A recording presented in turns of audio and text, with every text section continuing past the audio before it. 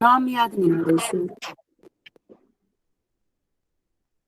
अच्छा जी, लक्ष्मी जी माइक खोल के बताइए, कितने अध्याय हैं ब्रह्मसूत्र के अंदर? सर 4 अध्याय हैं, समन्वय अध्याय, अविरोध अध्याय, साधना अध्याय एंड फला अध्याय। वेरी गुड, बहुत बढ़िया। रुमा जी, पटेल जी, Pushpa ji, very good.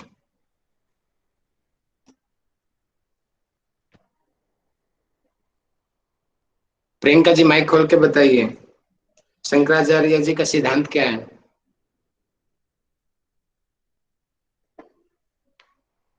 Mic खोलने में ज्यादा टाइम लग रहा है, इसका मतलब आपको याद नहीं है। शारीरिक सर, ध्यान नहीं सर, नहीं पता। नहीं पता? हाँ, कम से कम ना पता हो तो माइक खोल के ये जरूर बोल दो कि सर नहीं पता। चुप रहोगे तो और बुरा लगता है मेरे को। मयंक जी माइक खोल के बताएं, रामानुजाचार्य का सिद्धांत कौन सा है?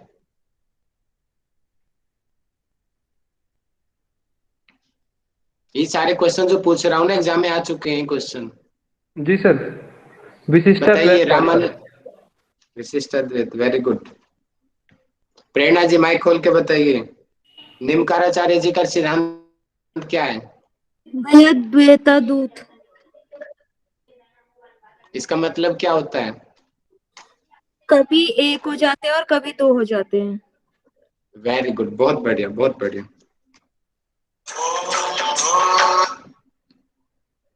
आशीष जी माइक खोल के बताइए, उपनिषद शब्द का अर्थ क्या है?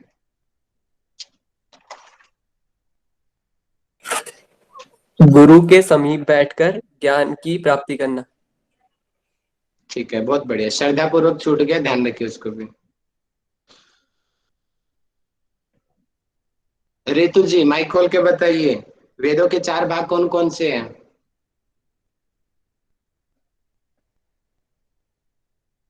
नमस्ते सर। सर मैं बहुत दिनों बाद आपकी क्लास ज्वाइन कर रही हूँ, आज 12 तारीख के बाद। बहुत बहुत स्वागत है आपका। सोनम जी माइक खोल के बताइए, वेदों के कितने भाग हैं?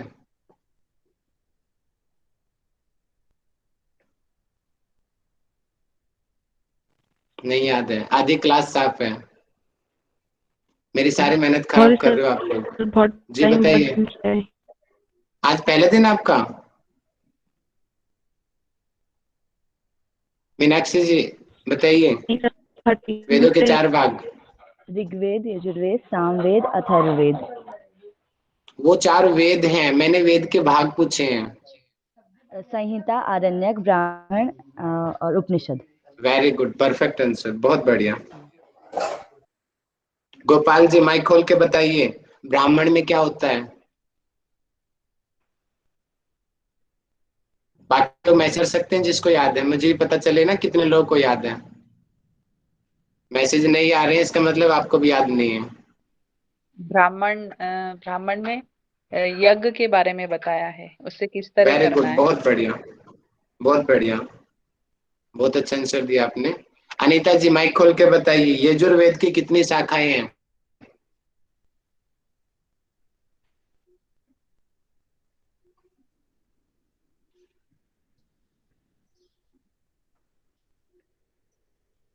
नहीं याद है? कम से कम माइक खोल के भी नहीं बता रहे क्या? नहीं पता हमें। पटेल जी, पटेल राजेश जी माइक खोल के बताइए, यजुर्वेद की कितनी शाखाएं हैं? सर 2 कितनी शाखाएं है? हैं। शुक्ल अच्छा जी, यजुर्वेद 2। अच्छा शुक्ल वो यजुर्वेद भाग और बोल दिया आपने। मैं वो नहीं पूछ रहा, थोड़ा सा आप गलत चले गए। शाखाएं पूछ रहा हूँ मैं, वेद की शाखाएं। जैसे ऋग्वेद की 21 शाखाएं हैं, इसी प्रकार यजुर्वेद की कितनी शाखाएं हैं ये पूछ रहा हूँ। 100 आएगा, 100, ठीक है। हाँ बता दीजिए राजेश पटेल जी, आपने माइक खोला था, बताइए शुक्ल यजुर्वेद में कितने उपनिषद हैं?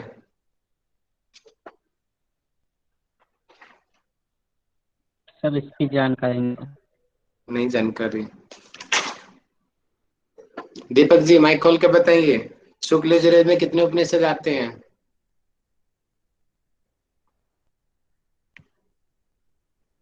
नहीं पता। स्वाति जी माइक खोल के बताइए। सॉरी, मैं अभी भी ज्वाइन हुई हूँ, देखा ही नहीं। ये परसों का क्वेश्चन है, ये परसों कराया था मैंने ये चीज, और कल भी रिवीजन कराया नहीं, था। नहीं, क्या चल रहा है यही मुझे पता नहीं, मैं जस्ट ज्वाइन हुई हूँ। अच्छा जी, ठीक है जी। विपिन जी माइक खोल के सॉरी। बताइए, शुक्ल यजुर्वेद में कितने उपनिषद आते हैं? सर याद नहीं है। याद नहीं है, नोट्स भी नहीं बनाए तो याद कैसे होएगा? कम से कम देख के ही बोल दो नोट्स से। बताऊं भैया? परमिला जी माइक खोल के बताइए, कितने उपनिषद है शुक्ल यजुर्वेद में? थोड़ा सा दिमाग लगा लो, लोगों ने मैसेज किया है, मैसेज ही पढ़ के बोल दो।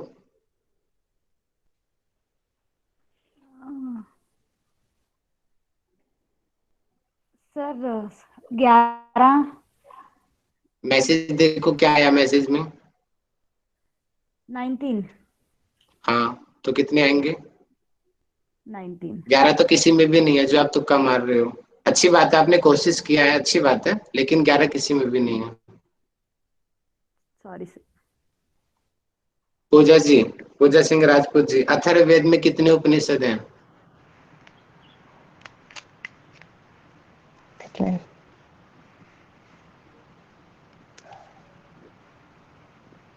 नहीं पता? मैसेज कर रहे हैं क्या? नेटवर्क इश्यू है क्या? मैसेज आंसर तो ठीक है आपका। अच्छा हेलो। चलो मैं अब, हाँ जी पूजा जी हेलो। बताइए। जी जी Rahul ji 31। Sorry very good, disconnect बहुत हो रहा। बढ़िया। अब ये और बता दीजिए पूजा जी, 108 उपनिषद किस उपनिषद में बताए गए हैं? मुक्ति को उपनिषद में। वेरी गुड, बहुत बढ़िया।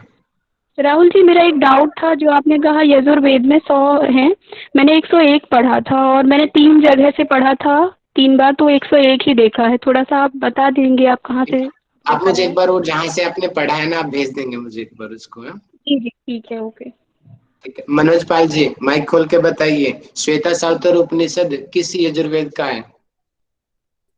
सर कृष्ण यजुर्वेद का है। किस उपनिषद का, सॉरी, हाँ वेरी सर गुड, योग ठीक है उपनिषद का ना, कृष्ण यजुर्वेद का जी, है वेरी सर। गुड, बहुत बढ़िया।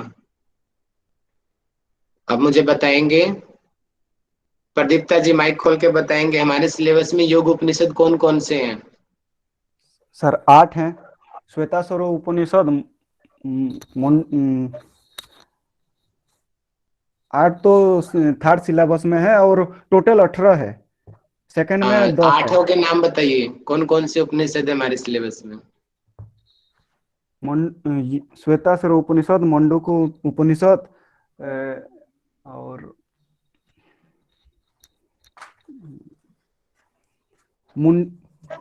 मुंडक उपनिषद। अच्छा जी, मुंडक भी है पक्का? प्रश्नों वैसा ही प्रश्नोपनिषद। अच्छा जी, क्या बता रहे हो, मैं क्या पूछ रहा हूँ आपसे? योग उपनिषद पूछ रहा हूँ। अच्छा हाँ हाँ, योग उपनिषद 8 है। कौन कौन से हैं? कम से कम 3-4 के तो नाम बता दो। त्रिशिखा मीनाक्षी जी ने टाइप भी कर दिया है, वेरी गुड, हाँ बताइए। श्वेताश्वर उपनिषद, जो चूड़ामणि हम्म उपनिषद, योगराज, नाद हम्म बिंदु हम्म और ध्यान बिंदु उपनिषद। वेरी गुड, बहुत बढ़िया, ऐसे आंसर आने चाहिए। ठीक है, अच्छे से सोचा करो क्या पूछा जा रहा है। मीनू जी माइक खोल के बताइए, श्वेता सावतर उपनिषद में कितने मंत्र हैं?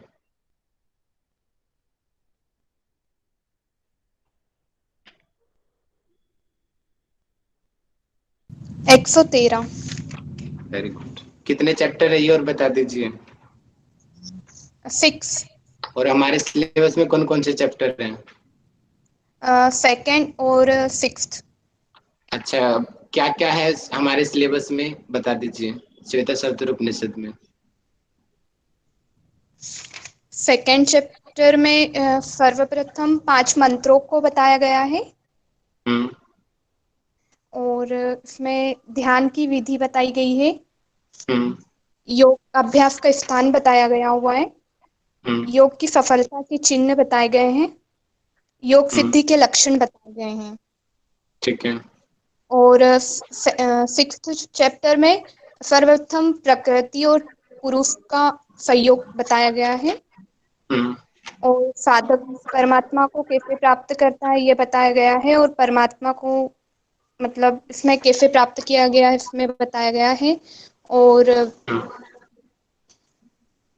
सांख्य योग और योग का मिलन बताया, ज्ञान योग और कर्म योग को प्राप्त किया गया है बताया गया है इसमें। वेरी गुड, बहुत बढ़िया, परफेक्ट, बहुत अच्छा आंसर किया आपने, बहुत बढ़िया। पता लग रहा है आपने पीछे से पढ़ाई किया है। Thank you sir. Manoj ji mic खोल के बताइए।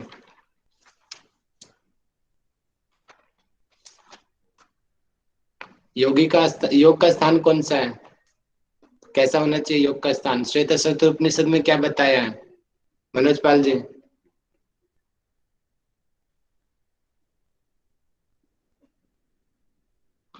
नहीं पढ़ाई किया।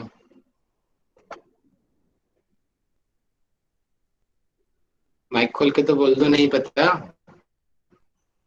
यमुना जी भाई, सुन नहीं पा रहा, आपको योग क्या का कह रहे स्थान हैं, कौन सा आवाज फिर से आ बताया? नहीं पा रही। हेलो, मैं पूछ रहा हूँ कि योग अभ्यास का स्थान क्या बताया है श्वेत सत्र उपनिषद में? सर जमीन समतल होना चाहिए, शुद्ध सर होना योगा अभ्यास का स्थान बताया है, समय सुचाऊ शर्करा वही वालु का विवर्जिते शब्द जलाश्रय विधि। इस तरीके से सर श्लोक है, मुझे पूरा ध्यान एक नहीं लाइन है। और रह गई आगे, एक लाइन तो बिल्कुल ठीक बोला आपने। मनोनुकूले मनोनुकूले न तू चक्षु पीडने गुह्या निवास श्रेण प्रयोजन। वेरी गुड, बहुत बढ़िया, बहुत अच्छा आंसर किया आपने। यमुना जी इसको हिंदी में बताइए। जी सर। सर समतल जमीन होना चाहिए, शुद्ध होना चाहिए, कंकड़ नहीं होना चाहिए, अग्नि मतलब नहीं होना चाहिए आसपास, बालू से रहित होना चाहिए और जल भी नहीं होना चाहिए आसपास। आश्रय आदि दृष्टि सर्वदा अनुकूल, नेत्रों से पीड़ा ना हो ऐसे होना चाहिए और वायु शून्य स्थान नहीं होना चाहिए। मन को ध्यान लगाने वाला मतलब शुद्ध जगह होना चाहिए। बहुत बढ़िया, perfect answer. Doctor Kapil ji mic खोल के बताइए, योग की सफलता के कितने चिन्ह हैं और कौन कौन से हैं?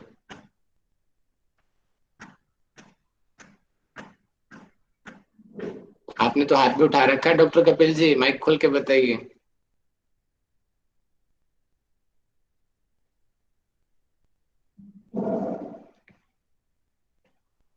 शाम को भी ऐसी टेस्ट होएगा पहले आपका एनाटॉमी का, जब तक उसके बाद ही मैं आगे पढ़ूंगा, नहीं अदरवाइज हम आगे नहीं बढ़ेंगे। 50% रिस्पॉन्स भी नहीं आ रहा है क्लास का। मेरा उत्साह ही कम कर दे रहे हो आप लोग।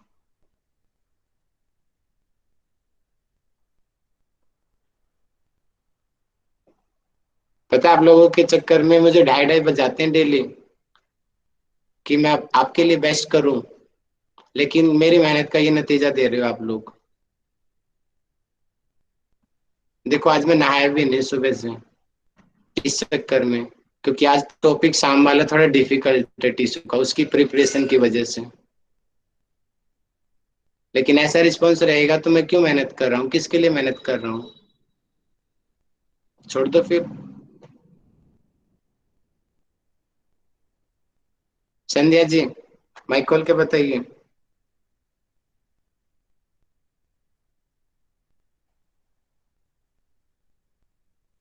संध्या जी ऐसे तो बहुत माइक खुलता आपका, अब बताइए माइक खोल के। सर मैंने कल की क्लास ली नहीं थी।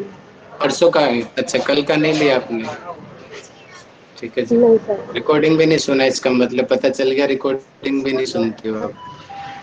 अंजना शर्मा जी नहीं सर बताइए। सुनती हूँ।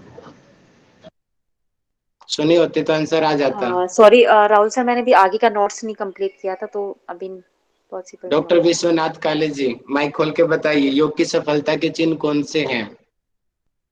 भैया नहीं आ रहे तो रिकॉर्डिंग सुनो, आधे घंटे में अपलोडिंग हो जाती है रिकॉर्डिंग। शरीर का हल्कापन, अरोगता, विषयासक्ति की निवृत्ति, चारीकरण की सुंदरता, स्वर की मधुरता, स्वर से अच्छा गंध आना, मलमूत्र की कमी। आपने सिद्धि के लक्षण बता दिए, ठीक है, अच्छा है। मैं पूछ रहा हूँ सफलता के चिन्ह क्या है?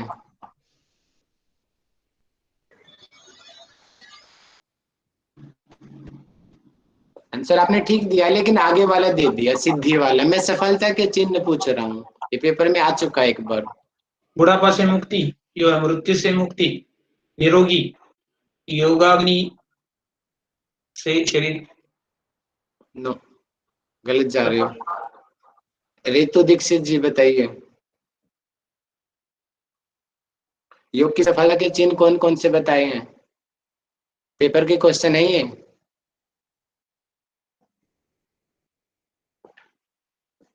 Sorry sir. मैसेज में देखो क्या लिखा है, पढ़ के सुनाओ रितु जी। अभी पूजा सिंह ने मुझे टाइप किया है, क्या लिखा है पढ़ के बताओ।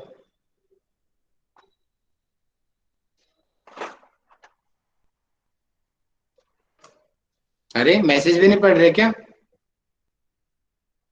स्क्रीन फुल स्क्रीन रखती हूँ तो मैसेज दिखते नहीं है मुझे सर, एक सेकेंड।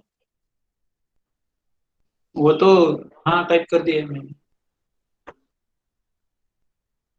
वो मैं देखो भैया, कई बार चीजें मैसेज में बहुत अच्छी चीजें आती हैं। जल्दी बताओ, टाइम जा रहा है, हमें आगे ही बढ़ना है फिर। प्रियंका जी बताइए। कोहरा, धुआं, सूर्य, वायु, अग्नि, जुगनू, बिजली, स्फटिक और चंद्रमा। वेरी गुड, ऐसे आंसर आना चाहिए भैया। याद नहीं है तो देख के बोल दो, बोल तो दो, चुप क्यों रह रहे हो आप लोग? अच्छा अब ये बताइए मुझे प्रियंका जी, आप जी बताइए सर। छठे अध्याय में जो सृष्टि की रचना है किस तरह से बताई गई है? पहले कौन सा तत्व आता है, फिर कौन सा तत्व आता है, बताइए। अ,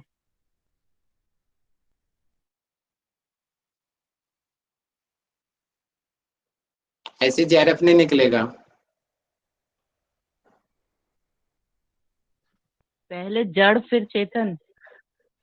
वेरी गुड, आगे बहुत अच्छा बता रहे हो, आगे बताइए।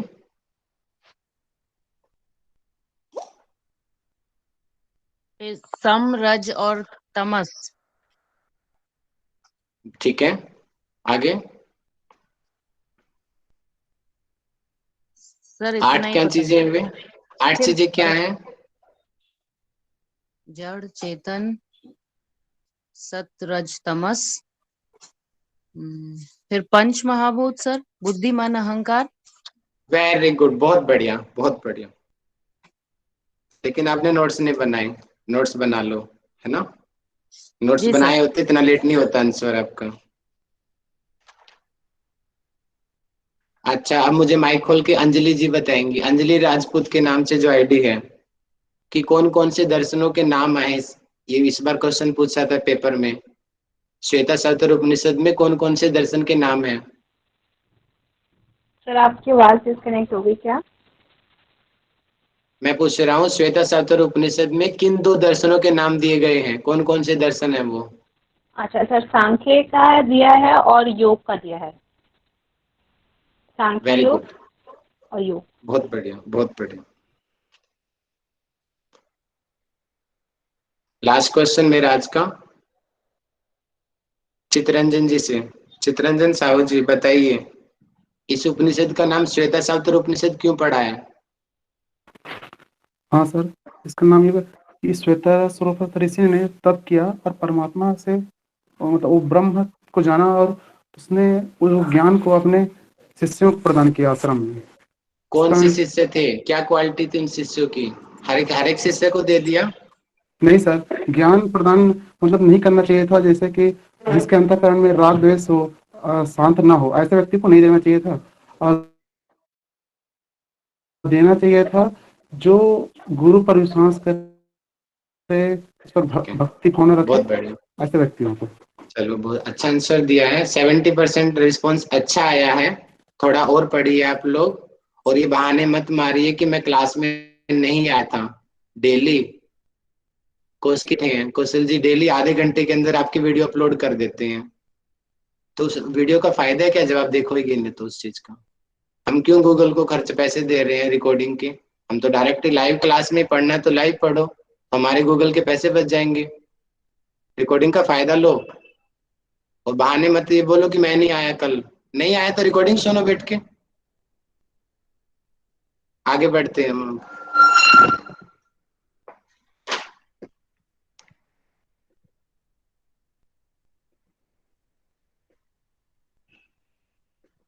मैं कभी भी पीछे के क्वेश्चन कभी भी उठा के पूछ सकता हूँ,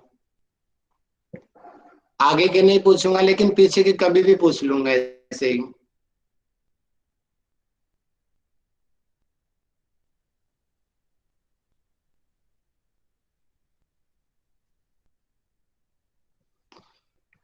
आज मैं योग कुंडलिनी उपनिषद का हल्का सा परिचय दूंगा और आपको स्टार्टिंग के 20 से 30 श्लोक कराऊंगा। पहला उपनिषद हमने कल कर लिया था जिसका नाम था श्वेत सवतर उपनिषद। उसमें ध्यान, प्राणायाम, योग सिद्धि और परमात्मा के विषय में बताया गया है। अब योग कुंडलिनी उपनिषद में थोड़ा और गहराई से चीजों को बताया गया है। हमारे सिलेबस में 3 चीजें दी गई हैं योग कुंडलिनी उपनिषद में। पहला सिलेबस में बोला कि प्राणायाम सिद्धि के उपाय बताओ।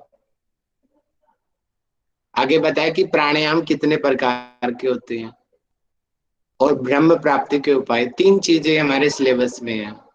फिर भी थोड़ा सा एक्स्ट्रा मैं आपको पढ़ाऊंगा ताकि दिक्कत ना आए। योग कुंडलिनी उपनिषद के कुल 3 अध्याय हैं, 3 चैप्टर हैं और तीनों चैप्टर में चीजें बताई गई हैं। टोटल जो यहाँ पे श्लोक नहीं कहते, इसमें मंत्र कहते हैं। उपनिषद में जितनी चीजें होते हैं मंत्र होती हैं। 171 मंत्र हैं। पहले अध्याय में 87 है, दूसरे अध्याय में 49 है और तीसरे अध्याय में 35 है। इस प्रकार टोटल 171 कुल मंत्र हुए योग कुंडलिनी उपनिषद में।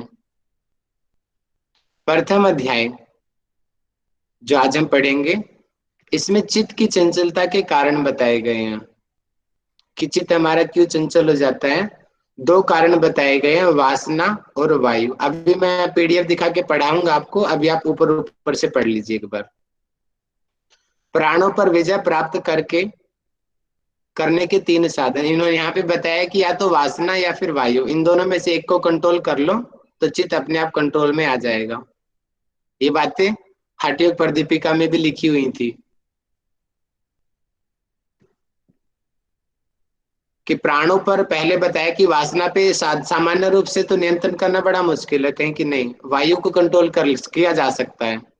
अब यानी कि प्राणों पर विजय प्राप्त करने के 3 साधन बताए गए हैं। अब 3 साधन कौन से हैं, पेपर में भी आया हुआ है, आ चुका है ये क्वेश्चन। कौन कौन से साधन है? मिताहारी, आसन, सत्य चालन। सीक्वेंस में याद करेंगे कि पहला मिताहारी है, दूसरा आसन है और तीसरा शक्ति चालनी मुद्रा है। मिताहारी में वही बताया गया कि चतुरांश विवर्जित, की जो 1/4 भाग खाली छोड़ देना है और शिव को अर्पित करते हुए भोजन लेना है। इस उपनिषद में 2 आसनों की चर्चा है, पद्मासन और वज्रासन। और योग कुंडलिनी, इससे पहले जो हमने पढ़ा था शायद, हाँ, किसी भी आसन का नाम नहीं आया वहां पे, सिर्फ इतनी चर्चा आई है कि सिर, गला और छाती सीधा करके बैठ के ध्यान करो। कोई विशेष आसन का नाम नहीं बताया गया श्वेता सवतर उपनिषद में, लेकिन यहाँ बताया गया है कि पद्मासन और वज्रासन 2 आसनों के नाम मिलते हैं यहाँ पे। और जो वज्रासन की विधि, जो सिद्धासन की विधि है, सारी वही है। सिद्धासन का ही पर्यायवाची शब्द वज्रासन है, लेकिन यहाँ पे वज्रासन दिया हुआ है तो हमें वज्रासन ही याद करना है कि योग कुंडलिनी उपनिषद में 2 आसन हैं, पद्मासन और वज्रासन। शक्ति चालनी मुद्रा, अगर हम इन 3 चीजों को अभ्यास करेंगे तो प्राणों पर विजय प्राप्त हो जाएगी। प्राणों पर विजय प्राप्त हो जाएगी तो वासना भी नियंत्रित हो जाएगी। जब वासना और प्राण दोनों नियंत्रित हो जाएंगे तो चित्त अपने आप ही स्थिर हो जाएगा, और चित्त स्थिर हो जाएगा तो अपने आप ही समाधि अवस्था आ जाएगी। तो ये है पूरा चक्र। अभी पीछे यहाँ पे आया ना कि शक्ति चालनी मुद्रा, अर्थात शक्ति किसको बोलते हैं? कुंडलिनी को। इसके 2 स्थान नहीं आना चाहिए, यहाँ पे शायद कुछ गलती हो रखी है। इसके 2 तरीके हैं। एक तो है, यानी कि शक्ति चालन के 2 तरीके बताए गए हैं। एक तो कहा कि सरस्वती चालन और दूसरा है कि प्राण रोध, निरोध होना चाहिए, प्राण निरोध होगा। हाँ, इसको प्राणायाम कहते हैं। सरस्वती चालन की विधि अभी हम पढ़ेंगे। उसका लाभ जलोदर, गुल्म, प्लीहा और पेट के रोग है, सरस्वती चालन से दूर होते हैं। इसकी विधि ऐसी होगी कि पद्मासन में बैठ करके, जैसे कि चंद्र भस्त्रिका जो प्राणायाम हम बोलते हैं सामान्य रूप से, राइट को बंद करके लेफ्ट से फोर्सफुली इनहेल एक्सहेल करते हैं, फिर बाद में राइट से इनहेल एक्सहेल करते हैं। वो विधि सरस्वती चालन की यहाँ पे बताई गई है, प्राणायाम। और बताया गया कि सरस्वती को अरुंधति शब्द दिया गया है। कुंभक दो प्रकार के हैं, सहित कुंभक और केवल कुंभक। सहित कुंभक के 4 प्रकार बताए गए हैं, सूर्य भेदन, उज्जाई, शीतली और भस्त्रिका। ठीक यही प्राणायाम जो है योग बीज में भी मिलते हैं हमें, चारों के चारों योग बीज के प्राणायाम, और यहाँ वही प्राणायाम यहाँ पर बताए गए हैं। लेकिन बेनिफिट्स में कुछ मतभेद हैं थोड़ा सा, वो आपको ध्यान रखना है, दोनों में क्या डिफरेंसेस है। योग का स्थान बताया गया है, जैसे हमने श्वेता सत्र उपनिषद में योग का स्थान पढ़ा ना, समय सोचो शर्करा वहनी बालू का विवर्जिते मनोनुकूले न चक्षुपीडने गुह्य निवाता श्रेण प्रयोजयत, कि वहां पे स्थान बताया गया। यहाँ पर भी स्थान बताया गया है। यहाँ पे स्थान वो वाला बताया है जो हठयोग प्रदीपिका वाला है, सुराज्य धार्मिक के देश वाला। अब ये 4 प्राणायाम के बारे में कुछ कुछ जो बेनिफिट्स हैं, विधि तो आपको पता ही ये आसान है बहुत, तो बेनिफिट्स का मैंने स्लाइड बना लिया आप लोगों की सरलता के लिए। सूर्य भेदन प्राणायाम के 3 लाभ दिए हैं। कपाल शोधन, 4 तरह के वात दोष, ध्यान देंगे यहाँ पे स्पेशली शब्द मिलता है 4 तरह के वात दोषों, कौन से हैं वो नहीं बताएगा, लेकिन 4 वर्णन मिलता है। और एक क्रीमी होगा, एक क्रीमी, टाइपिंग मिस्टेक है, क्रीमी दोष। क्रीमी होता है कीड़े की, सूर्य भेदन से ये चीजें ठीक होती है। शीतली प्राणायाम, प्लीहा, गुल्म, पित्त, ज्वर, त्रिषा आदि रोग ये ठीक होते हैं। उज्जयी प्राणायाम से सिर की गर्मी, गले का कफ, जठराग्नि, नाड़ी जाल, उदर, ये कई रोग इसको नाड़ी जलोदर है, कईयों को नाड़ी और जलोदर अलग बीमारी होती है। कुछ लोग उस तरीके से मानते हैं इसका अर्थ कि नाड़ी रोग और जलोदर रोग, और कुछ लोग मानते हैं कि नाड़ी जाल और उदर। तो संस्कृत में व्याख्या करने में दोनों के अलग अलग अर्थ निकलते हैं, तो आप दोनों याद कर लेंगे कि नाड़ी, जलोदर मैंने टाइप नहीं किया, आप लिख सकते हो जलोदर, या फिर जलोदर को हम अलग अलग कर दे तो उदर होता है पेट, और जलोदर होता है कि लेडीज में जो ऑटोमेटिक की योनि से जो पानी निकलता है, सीक्रेट होता है, उसको जलोदर की समस्या बोलते हैं। धातु रोग ये उज्जयी प्राणायाम से दूर होते हैं। भस्त्रिका प्राणायाम विधि वही है सारे की सारी जो हठयोग में पढ़ी थी हमने, लाभ अलग बताए गए। कंठ की जलन दूर होती है, जठराग्नि बढ़ती है, सुख मिलता है, पुण्यकारी और पाप नाशक है, ये चीज यहाँ पे अलग से मिलती है, पुण्यकारी और सुख देने वाला ये। कुंडलिनी को जगाने वाला है, तीनों ग्रंथियों का भेदन आएगा, एक ही मात्रा ऊपर आएगी, भेदन करता है ये। और विशेष बताया कि सभी में 3 बंद लगाने हैं जितने प्राणायाम है, कि मूल बंद ये उड्डयन है, उड्डयन, मूल बंद, उड्डयन बंद और जालंधर बंद। अब मैं आपको पीडीएफ से पढ़ाता हूँ।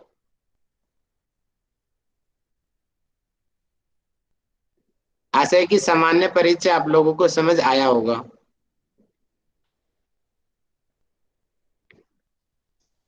ये इंट्रोडक्शन आप पढ़ लेंगे, हल्का इंट्रोडक्शन तो मैंने करा ही दिया आपको।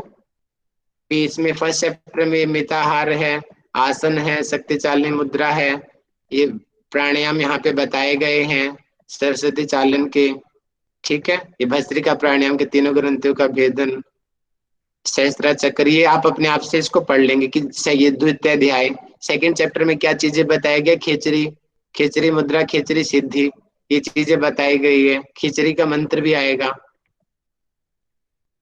3रा चैप्टर में क्या बताया गया, 3रे चैप्टर में मंत्र खिचड़ी सिद्धि बताई गई है।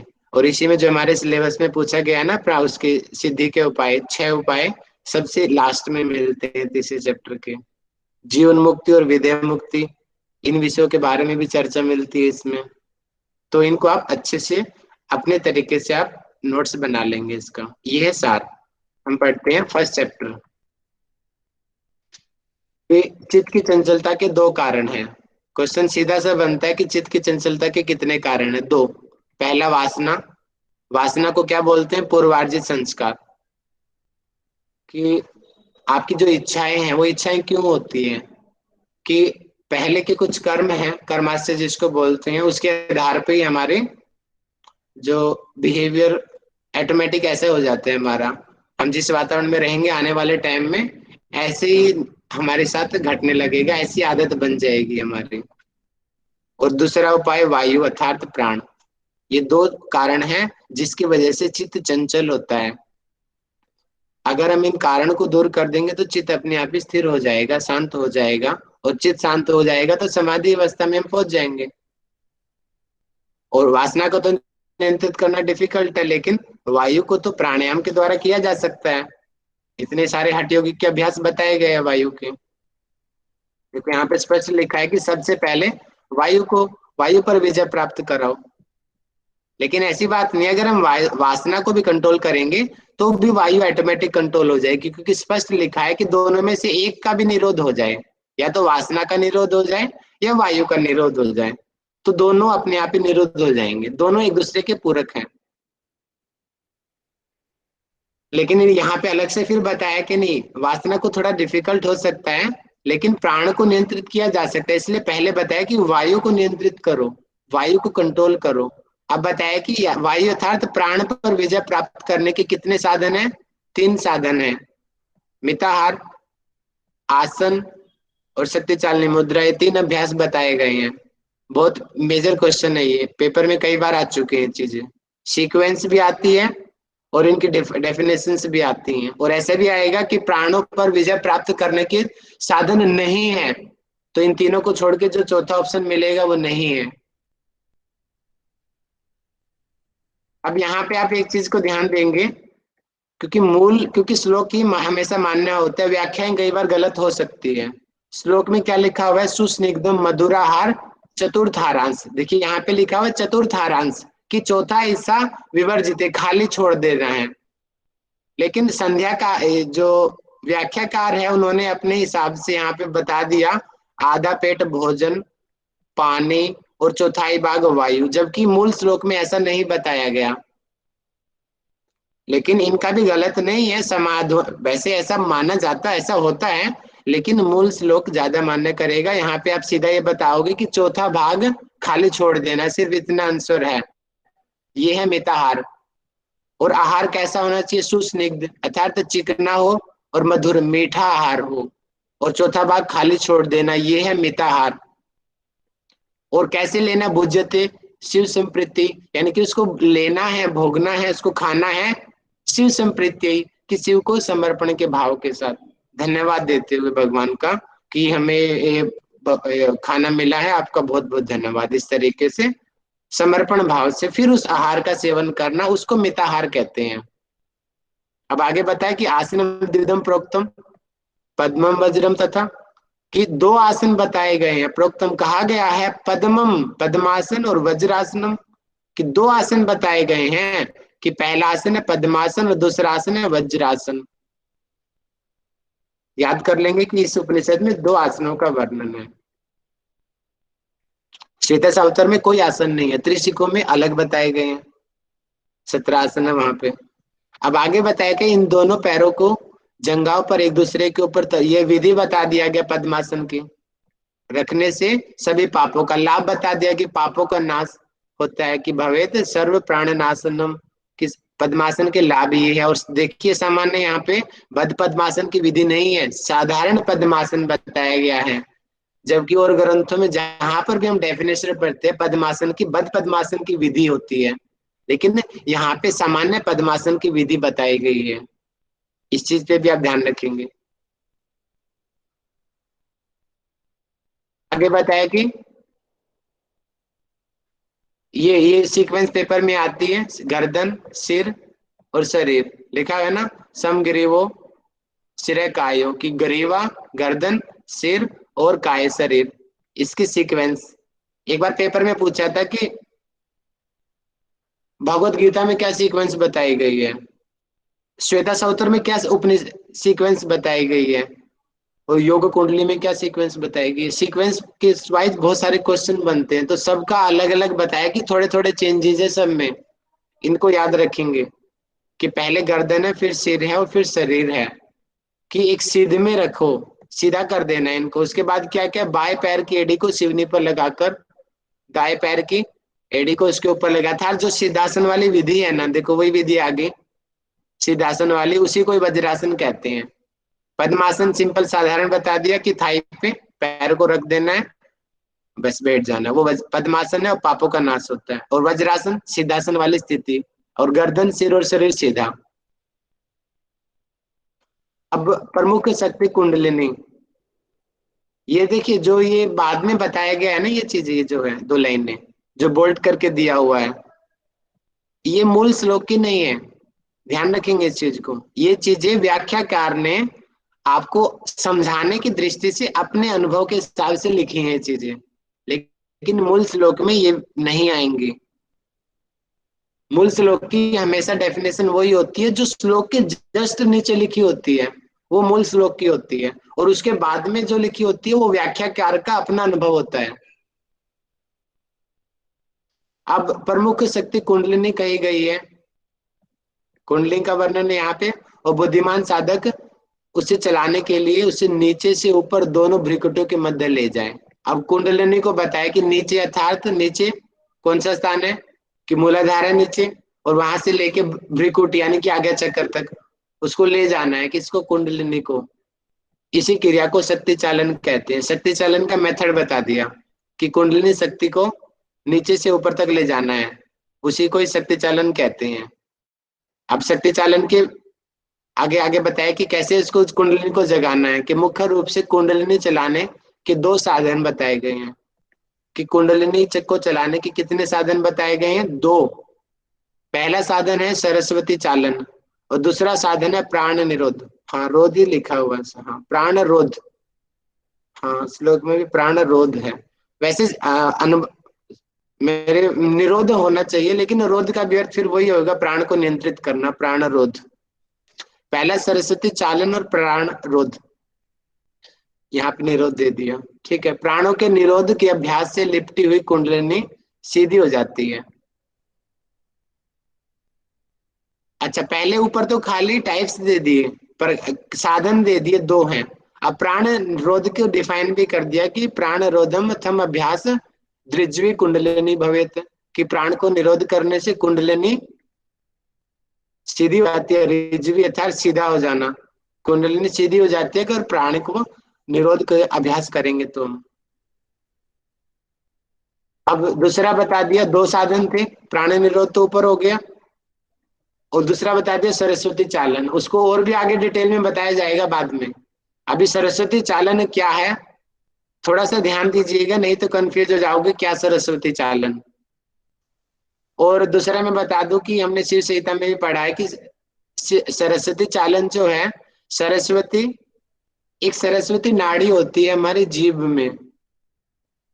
जीभ में एक तो होती है अलम्बुसा, एक सरस्वती नाम की नाड़ी होती है, उसको भी सरस्वती कहते हैं। और हमने हठ रत्नावली में पढ़ा है कि सुषमना को भी सरस्वती कहते हैं। तो थोड़ा सा कंफ्यूजन है कि कौन सी सरस्वती की बात हो रही है, कि सुषमना वाली सरस्वती की बात हो रही है या सरस्वती नाड़ी की बात हो रही है, थोड़ा सा डाउट में है। लेकिन जो अनुभव कहता है मेरा भी, यहाँ पे सरस्वती का जो सामान्य अर्थ है कुंडलिनी या सुषमना से लिया गया है। अभी क्लियर हो जाएगा, आगे हम पढ़ेंगे। तो प्राचीन काल के विद्वान इस सरस्वती को अरुंधति, अब अरुंधति से क्लियर हो गया। अरुंधति, माइक खोल के बताओ किसका पर्यायवाची शब्द है, हठ योग में आया था ये चीज। अरुंधति किसका पर्यायवाची शब्द है, माइक खोलो जल्दी कोई भी। कुंडलिनी। वेरी गुड, कुंडलिनी का नाम है, आया था ना वहां पे, कुटिलांगी, कुंडलिनी, अरुंधति, इस टाइप के 7-8 नाम दिए गए थे। 4थे चैप्टर में आता है, याद पढ़ लेना, 4थे उपदेश हठ योग प्रदीपिका में। अरुंधति कुंडलिनी को कहते। तो यहां से अब अनुमान थोड़ा और सटीक हो गया कि इसका मतलब सरस्वती का अर्थ यहाँ पे ना तो सरस्वती नाड़ी है ना ही सुषमना है। अरुंधति से यहाँ पे जा रहे हैं हम कि सरस्वती का अर्थ कुंडली से है। अब आगे बताया कि विधि बताइए कि कैसे इसको चलाना है। कि जिस समय ईड़ा नाड़ी चल रही हो, अर्थात जब हमारा चंद्र सवर जागृत हो, कि राइट नोज बंद हो, या ऑटोमेटिक जो अंदर से जो स्वर विज्ञान बोलता है कि लेफ्ट नोस्ट्रिल से ज्यादा श्वास चल रही हो, उसको चंद्र स्वर कहते हैं। उस समय क्या करना है, दृढ़ता पूर्वक पद्मासन में बैठ जाना है। और इससे क्या होगा, इसके आप देखो यहाँ पे फिर सरस्वती लिख दिया, भली प्रकार संचालन करने से कुंडलिनी स्वयं चलने लगती है। इसके यहाँ पे थोड़ा कंफ्यूज हो रहे आप लोग भी, आगे का जब पढ़ेंगे तब ये क्लियर हो जाएगा। अभी मैं पहले आगे का पढ़ा देता हूँ, फिर वापस आऊंगा इसी श्लोक पे।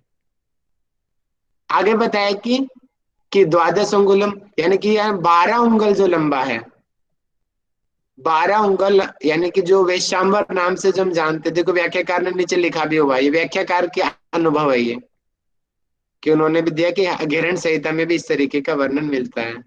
12 उंगल लंबा और 4 उंगल चौड़ा, कि जो अंबर है, अर्थात कपड़ा है, कपड़े का पर्यायवाची शब्द अंबर है, के टुकड़े से लपेटे। किसको लपेटे, नाड़ी शब्द दे दिया खाली, लेकिन हम और ग्रंथों का अनुभव के हिसाब से लगाएंगे, क्योंकि यहाँ पे अब 2 चीजें बनती है, नाड़ी दे दिया इन्होंने। अब जैसे कि शायद हठ रत्नावली में बताया था, वहां पे कहा था कि इस कपड़े को जीभ पे रखे और जीभ को चलाएं। अगर हम हठ रत्नावली के अनुसार इसकी बात करें तो यहाँ पे ये होएगा कि इस कपड़े को जीभ पे रखो फिर जीभ को चलाओ। वहां पे इस तरीके से शक्ति चालन को बताया है, लेकिन आगे यहाँ पे कुछ और बताया है। लेकिन यहाँ पे हम सामान्य से जो इन्होंने व्याख्याकार ने भी घेरंड संहिता को प्रमोट किया है, घेरंड संहिता को। और घेरंड संहिता में क्या बताया गया है, इस कपड़े को नाभि के नीचे रख देना है, नाभि पे, और उसके बाद में अपान वायु को ऊपर खींचना है, वो विधि वहां पे बताई गई है। तो पूर्ण स्पष्ट नहीं किया गया है इसमें, तो हम दोनों विधि मान सकते हैं इसमें। अब आगे का हम पढ़ते हैं। दृढ़ता पूर्वक दोनों नासा छिद्रों से अंगुष्ठ और तर्जनी, अर्थात अंगूठा और इंडेक्स फिंगर से पकड़कर, किसको पकड़ के, नाकों को, अपनी इच्छा शक्ति से पहले बाएं फिर दाएं नासिका छिद्र से बार बार, मतलब कि पहले बाएं छिद्र से, मीनिंग यहाँ पे जाएगा, हम संस्कृत पढ़ते हैं, सत्य चालियत वामे दक्षिणे पुनः पुनः। अब यहाँ पे 2 अर्थ निकलते हैं इस बात के, या तो नाड़ी शुद्धि वाला पुनः पुनः की बात हो रही है कि लेफ्ट से लो राइट से छोड़ दो, राइट से लो लेफ्ट से छोड़ दो। लेकिन अगर हम इस व्याख्याकार को सही मानते हैं और इसकी व्याख्या को पढ़ते हैं, तो इसकी व्याख्या ये कहती है कि पहले चंद्र वेदी की तरह बार बार लेफ्ट से ही सांस लो, लेफ्ट से ही छोड़ो, और राइट से लो, राइट से छोड़ो। ये विधि यहाँ पे बताई गई है। और यहाँ पे ध्यान दीजिए, ये टच करने के लिए बताया गया है, जबकि हम भस्त्रिका प्राणायाम की विधि जो आती है हठयोग प्रदीपिका में, वहां पे कहा है कि वहां पे तर्जनी उंगली नहीं यूज की जाती। वहां पे कहते हैं कि तर्जनी मध्यमा बिना, कि तर्जनी और मध्यमा के बिना, यथार्थ रिंग फिंगर बताई गई है और अंगूठा बताया गया है नाक को बंद करने के लिए। लेकिन यहाँ पे तर्जनी बताई है यूज करने के लिए, कि इससे इसको बंद करो और फिर सांस को लेना छोड़ना है।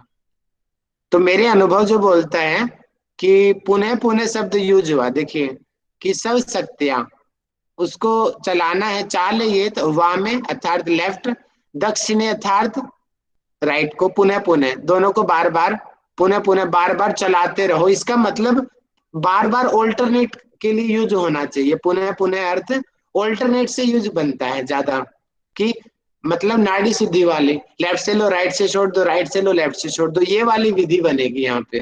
उसको सरस्वती चालन यहाँ पे कहा गया है। अब कितनी देर चलाना, 2 मुहूर्त। अब 2 मुहूर्त क्या होता है, 2 मुहूर्त, एक मुहूर्त होता है 2 घटी के बराबर, और 1 घटी में होता है 24 मिनट। तो 2 मुहूर्त हो गया 4 घटी, और 4 घटी हो गया 96 मिनट, अर्थात 2 मुहूर्त तक चलाना है, 96 मिनट तक ये अभ्यास करते रहना है। तो इसको चलाना चाहिए। साथ ही कुंडलिनी में स्थित सुषुम्ना नाड़ी को किंचित मात्र ऊपर खींचे, अर्थात ऊपर वाला फोर्स, मूलबंध की स्थिति में जो होती है चीजें, प्राण को ऊपर खींचना, वो वाली स्थिति भी यहाँ पे आ गई है इनडायरेक्टली, कि सुषुम्ना नाड़ी को किंचित मात्र ऊपर खींचना है, अर्थात नाक वाला अभ्यास करते रहना है और सुषुम्ना को ऊपर खींचना है। ये विधि यहाँ पे शक्ति चालन की बता दी गई है। इस तरह से सरस्वती चालन क्रिया करने से कुंडलिनी सुषुम्ना नाड़ी के मुख में प्रवेश करके ऊर्ध्वगामी हो जाती है, अर्थात कुंडलिनी जो सोई हुई थी वो जग जाती है और ऊपर की तरफ ऊर्ध्वगामी होती है। इसके साथ ही प्राण अपना स्थान छोड़कर सुषुम्ना में प्रवाहित हो जाता है, अर्थात कुंडलिनी जागृत हो जाती है, प्राण उसमें जाएगा, उसको मनोन्मनी अवस्था कहते हैं। और आगे बताया कि कंठ संकोचन के सहित, मतलब कि जालंधर बंद, पेट को ऊपर खींचना मतलब कि उड्यान बंद, खींचकर इस सरस्वती चालन से वायु ऊर्ध्वगामी होकर वक्षस्थल में ऊपर उठ जाता है। अभी 5 मिनट है, हम थोड़ा सा और पढ़ लेते हैं। सरस्वती चालन करते समय सूर्य नाड़ी के द्वारा रेचक करते हुए, मतलब कि राइट से एक्सेल किया, कंठ संकोचन करने से, मतलब कि एक्सेल कर दिया, अब कंठ संकोचन था जालंधर बंद लगा दिया, फिर क्या हो गया, अधोगत वायु वक्षस्थल से ऊपर की ओर गमन कर जाती है। दोबारा से पढ़िए, कंठ संकोचन करने से वायु वक्षस्थल से ऊपर की ओर गमन करने लग जाता है। सामान्य इसका देखो, कंठ संकोचनम कृत्वा वक्ष संचोष ऊर्ध्वम मरुत, यहाँ पे अच्छा सामान्य अर्थ लिया है, कुछ एडवांस नहीं बताया कोई विशेष, क्योंकि विशेष में तो प्राण निम्नगामी होता है, लेकिन सामान्य ही बताया कि जो ऊपर की तरफ गमन होता है वायु का वो बताया गया है।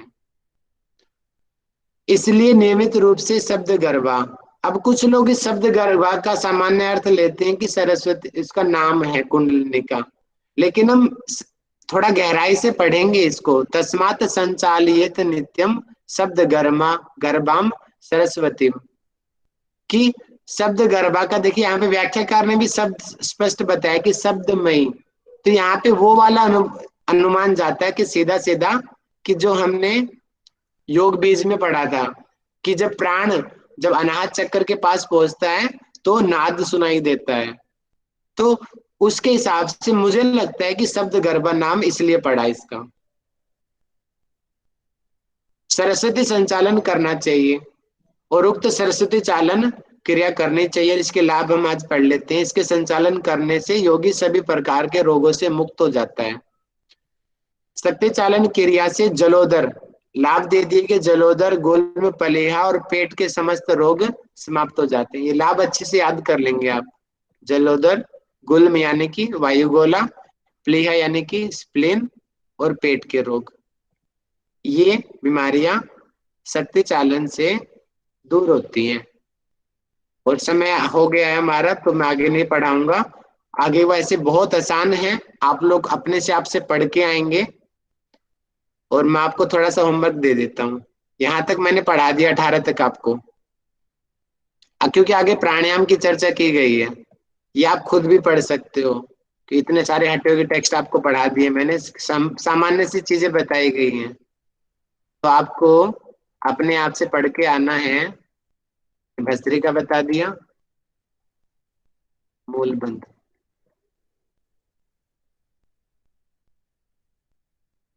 ठीक है, यहां तक पढ़ के आना आपको। ये रहा श्लोक संख्या 42 तक, यहां तक आप अपने आप से पढ़ के आएंगे। मैं पूछ सकता हूं और समझ आ जाएगा। सामान्य से प्राणायाम और मूलबंध और जालंधर बंध इनडायरेक्टली मैंने स्लाइड से पढ़ा भी दिया आपको, आप देख लेना चाहे तो। स्लाइड में स्टार्टिंग में ही पढ़ाया था मैंने। तो आप 41 तक पढ़ाएंगे, 2 तक पढ़ेंगे। कल मैं इससे आगे पढ़ाऊंगा आप लोगों को।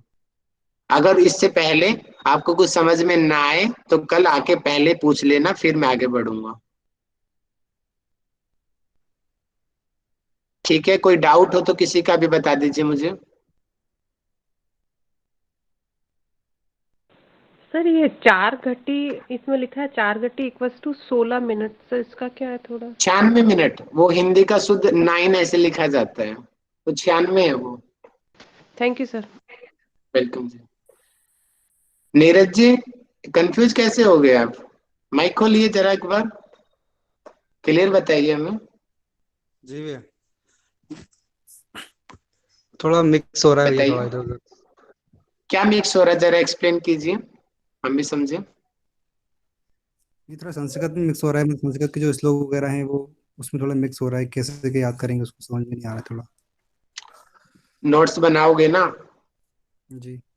संस्कृत मैंने क्यों पढ़ी, कई बार व्याख्या गलत होती है, इसलिए बीच बीच में संस्कृत के श्लोक उठा लेता हूँ। और व्याख्या गलत लिखने से अच्छा है कि संस्कृत से आप पढ़ लो थोड़ा थोड़ा बीच में। और आप अलग से संस्कृत मत पढ़ो, जो मैंने पढ़ा है एक दो कोई श्लोक को पढ़ा है मैंने, सभी संस्कृत तो नहीं पढ़ी है ना, तो उन जी श्लोक को ही उन्हीं की लिखना, बाकी संस्कृत आप मत पढ़ो, बाकी की हिंदी पढ़ो, ठीक है। ठीक है भैया। हाँ, और बहुत इतना कोई खास भी नहीं था, तो बहुत सामान्य सी बातें थी अभी तक। इसके अलावा और किसी का कोई प्रॉब्लम आज की लेक्चर में? सर इसमें योग का भैया स्थान कैसा बताया है? योग योग का स्थान सर कैसा बताया गया है? योग जहाँ करें कैसा स्थान होना चाहिए उसके लिए? योग कुंडलिनी में जी। ये यहाँ पे वर्णन है तो जी, आप पढ़ोगे तो। मैंने आज आपको होमवर्क दिया है इस चीज का, अभी दिखा देता हूँ ये कौन से श्लोक में दिया गया है। योग का स्थान ये रहा, हिंदी पढ़ लीजिए, या फिर ठीक है सर, संस्कृत पढ़ना पढ़ेंगे। हो संस्कृत पढ़ लीजिए। ठीक है, ये रहा योग का पढ़ेंगे सर, स्थान, बाद ठीक में है। पढ़ेंगे। जी ये सर रहा, जी। दिख गया ना आपको? ये जी योग का सर जी। स्थान है, श्लोक संख्या ओके। 23 में। और कुछ? भैया एक क्वेश्चन था। अ, जी जी आपने सरस्वती चालन में पहले बोला कि लेफ्ट नॉस्ट्रिल से इनहेल करके वापस राइट नॉस्ट्रिल से एक्सेल, फिर अल्टरनेट करना है, राइट से इनहेल लेफ्ट से एक्सेल, और नीचे फिर सिर्फ राइट से एक्सेल और जालंधर बंद। तो दोनों ऐसे अलग अलग क्यों बताए? देखिए,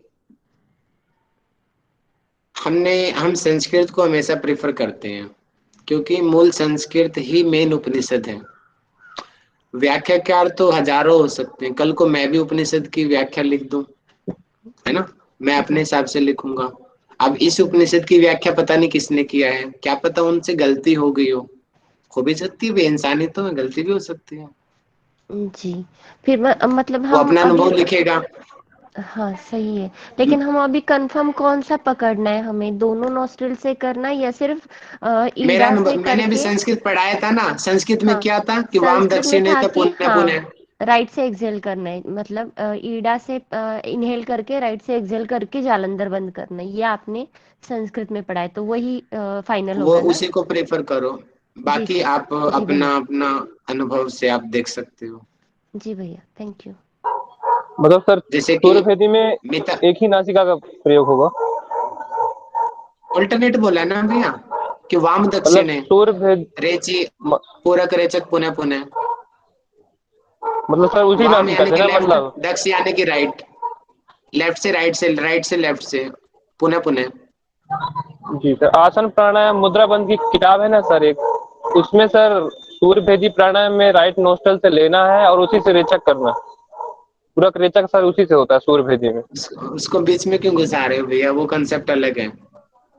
मतलब सर वो अलग, नॉर्मली कैसे करते हैं सर, ये बताइए। जो ग्रंथ के अनुसार मैं बता रहा हूँ। सर ग्रंथ के हठ हिसाब से तो अलग है। प्रदीपिका में क्या बताया, हठ योग में मयंक जी बताइए, हठ योग प्रदीपिका में वो ही मान्य होगा जो मूल ग्रंथ में वर्णन है, जिसका वो मान्य है। मूल ग्रंथ में क्या है कि राइट से लो, रोको, लेफ्ट से छोड़ दो, ये है, तो यही मान्य होगा। अब जो आसन मुद्रा बंद जो बिहार स्कूल वालों की है, उन्होंने अपने अनुभव से देखा कि हाँ ये भी होना चाहिए, तो हम उनकी बात को मैं नकार नहीं रहा हूँ। वो भी रिसर्च सेंटर है वहां पे बहुत बड़ा, उन्होंने रिसर्च करके ही ये चीजें बताई है, लेकिन मूल ग्रंथ वाली हमेशा मान्य रहेगी। हाँ, आप अलग से अगर कहीं बोलना होगा, आप बोलो कि बिहार स्कूल वालों ने ऐसा कहा है, ठीक जी है। सर, जी सर जी। ठीक है, मैं क्विज तैयार हो क्वेश्चनिंग के लिए? आज जो पढ़ाया गया है यहाँ से क्वेश्चन पूछो। 5 मिनट और क्वेश्चनिंग क्विजिंग कर लेते हैं, फिर हम समाप्त करेंगे। और कल आप पहले वाला सारा पढ़ के आएंगे। पहले मैं टेस्ट लूंगा, डेली में यही करूंगा, पहले टेस्ट लूंगा फिर पढ़ाऊंगा। नहीं तो मैंने देखा है कि आप पीछे का तो कुछ पढ़ते ही नहीं हो, भूल जाते हो सारा। अब मैं हटियों के टेक्स्ट भी कभी कभी एकदम से पूछ लूंगा। अपने हिसाब से आप देखो कैसे आपको तैयारी करनी है। आप बताइए कि योग कुंडली उपनिषद में कुल कितने मंत्र हैं? मैसेज कीजिए। वेरी गुड, बहुत बढ़िया।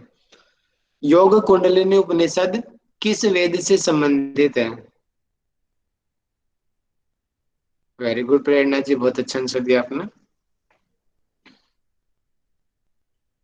संतोषी जी वेरी गुड। स्वाति जी बहुत बढ़िया। पूरा लिखो, आधा मत लिखो। कृष्ण यजुर्वेद ऐसे बोलो, कृष्ण यजुर्वेद। हाँ? आगे बताएंगे कि क्वेश्चन मेरा ये है आपसे कि चित्त की चंचलता के कितने कारण हैं और कौन कौन से हैं? कौन कौन से हैं? एक साथ नीरज, एक साथ टाइप किया करो, अलग अलग मत करो। हाँ, स्वाति जी ने कर दिया। वासना और प्राण, ये दो मूल कारण हैं जिसकी वजह से चित्त चंचल होता है। अच्छा, प्राण को नियंत्रित करने के कितने साधन बताए गए हैं? कौन कौन से हैं?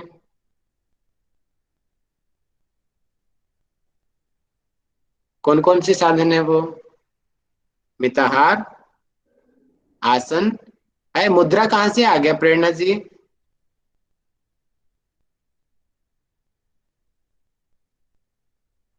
अच्छा, आपने उल्टा लिख दिया। शक्ति चालनी मुद्रा है। मैं सोचा कि मुद्रा आपने अलग से डाल दिया कि 10 मुद्राएं जो होती हैं।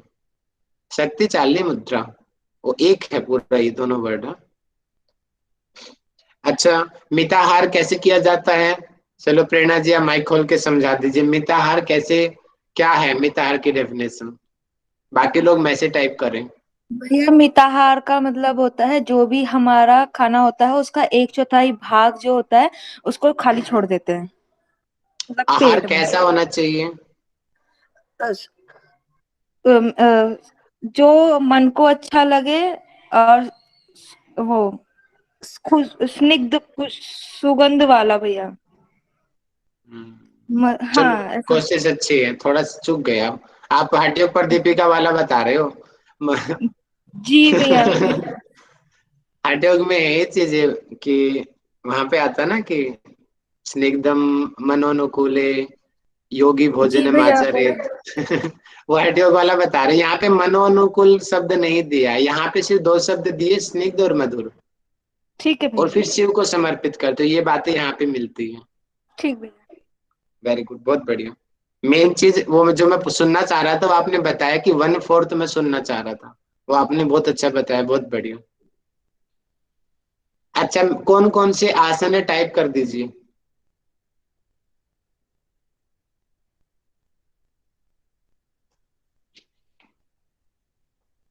PES पश्चिमोत्तान, PED होगा भैया, एस गलती से टाइप कर दिया आपने। पद्मासन और वज्रासन।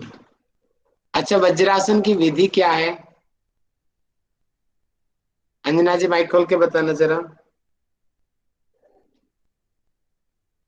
और शरीर की सर स्थिति क्या होगी? हाँ, बाएं गर्दन, सिर व शरीर को एक सीध में रखना है और बाएं पैर की एड़ी को सीवनी नाड़ी से लगा के और दूसरे एड़ी को उसके ऊपर रखना है सर। वेरी तो गुड, वज्रासन बहुत कहा बढ़िया। गया है।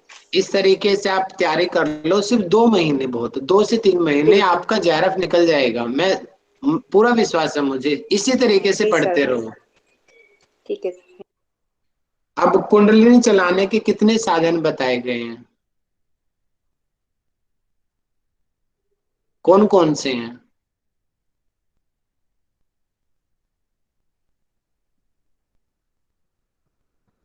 कौन कौन से साधन बताए गए हैं? वेरी गुड, बहुत बढ़िया प्रेरणा जी, रुमा जी, बहुत बढ़िया। बाकी लोग क्यों नहीं टाइप कर रहे हो? सरस्वती चालन और प्राणरोध। Very good. अच्छा, सरस्वती चालन की विधि मुझे बताएंगे मयंक जी? सर गाड़ी चला रहा हूँ सर। हो तो पाप हो गया। अरे तो जी,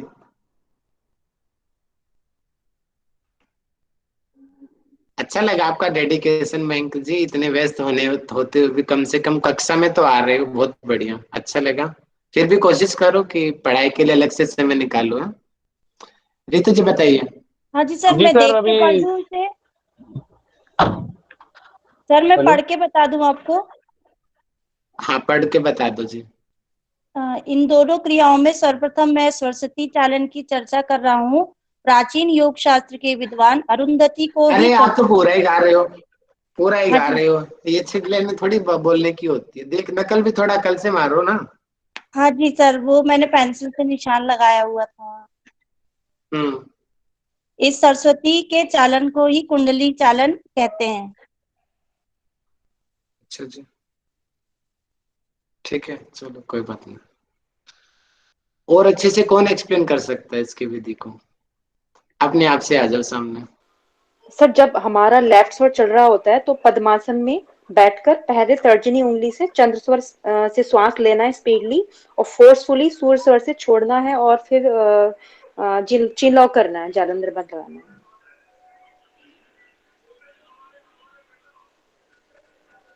और बाद में भी तो भैया राइट से भी लेना है, फिर लेफ्ट से छोड़ देना, कंटिन्यू करते रहना है इस चीज को। कंटिन्यू करना सर। अभी रेचक के आपने तो अच्छा रेचक पूरा दोनों करना है सर। मैंने फिर कंटिन्यू वैसे है। ही नोट कर लिया। नहीं continue continue. Okay okay okay sir, ठीक है। मैसेज कीजिए कितने टाइम तक कंटिन्यू करना है ये, मैसेज करिए। और तीनों यूनिट में कीजिए, मुहूर्त में, घड़ी में और मिनट में, तीनों यूनिट में टाइप कीजिए ताकि तीनों यूनिट याद हो जाए आपको। कितने मुहूर्त है, कितनी घड़ी है और कितनी मिनट है,